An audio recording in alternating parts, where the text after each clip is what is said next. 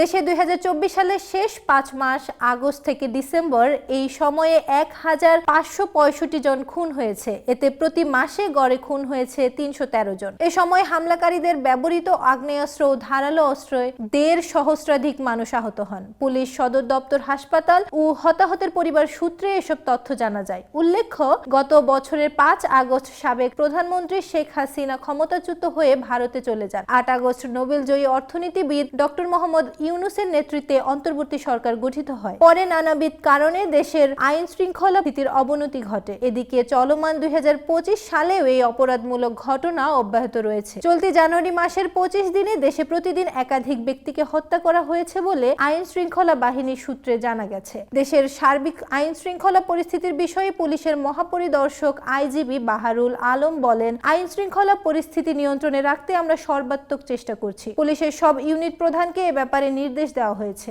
এর মধ্যে অভিযান চালিয়ে অনেক অপরাধীকে গ্রেপ্তার করা হয়েছে। সূত্র বলছে, চলতি মাসের গত 25 দিনে দেশে প্রতিদিন একাধিক ব্যক্তিকে হত্যা করা হয়েছে। এসব হত্যাকাণ্ডের পেছনে রয়েছে রাজনৈতিক সহিংসতা, চাঁদাবাজি, ছিনতাই ও ডাকাতি। এসব ঘটনায় সংশ্লিষ্ট থানায় মামলা করা হলেও বেশিরভাগ অপরাধী অধরা। সর্বশেষ গত শুক্রবার একদিনেই 3টি চাঞ্চল্যকর হত্যাকাণ্ড ঘটেছে। এর মধ্যে মধ্যরাতে রাজধানীর মিরপুরের দিয়াবাড়ি সিটি বস্তিতে মোহাম্মদ মিলন নামের এক পোশাক কর্মীকে পিটিয়ে ও কুপিয়ে হত্যা করে দুর্বৃত্তরা। একই দিন রাত 9:30টায় খুলনা নগরের তেঁতুলতলা মোড় এলাকায় খুলনা বিশ্ববিদ্যালয়ের ছাত্র অর্ণব কুমার সরকারকে প্রকাশ্যে গুলি করে হত্যা করে সন্ত্রাসীরা। এর আগে ওই দিন দুপুরে চট্টগ্রামের রাউজানে জুমার নামাজ আদায়ে যাওয়ার সময় সন্ত্রাসীদের গুলিতে জাহাঙ্গীর আলম বয়স 55 নামের একজন ব্যবসায়ী নিহত হন। খোঁজ নিয়ে জানা গেছে, এভাবে প্রতিদিন রাজধানী বা ঢাকার বাইরে চাঞ্চল্যকর খুনের ঘটনা ঘটছে। এছাড়া দেশের বিভিন্ন এলাকায় নদী, খাল, বিল,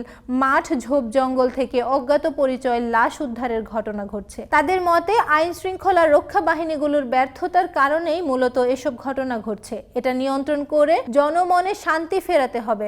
হত্যার নেপথ্যের কারণ বিশ্লেষণে পুলিশের তদন্তে উঠে এসেছে পূর্বশত্রুতা, রাজনৈতিক আধিপত্য বিস্তার, চাঁদাবাজি, সম্পত্তির লোভ ও সম্পর্কের টানাপোড়েনের মতো ঘটনার জেরে হত্যার ঘটনা বাড়ছে। এমনকি তুচ্ছ ঘটনাকে কেন্দ্র করেও কুপিয়ে হত্যার মতো ঘটনা ঘটছে। পুলিশ সদর দপ্তরের গত 1 বছরের তথ্য বলছে, দেশে 2024 সালে 3432 জন বিভিন্ন শ্রেণী ও পেশার মানুষ খুন হয়েছে। গত আগস্ট থেকে ডিসেম্বর পর্যন্ত 5 মাসে 1565 জন খুন হয়। ঢাকা মহানগর police commissioner DMP Mohammad Sajjad Ali বলেন, অপরাধ নিয়ন্ত্রণে আইন শৃঙ্খলা রক্ষা বাহিনী তৎপর রয়েছে। অপরাধ করে পার পাওয়ার সুযোগ নেই।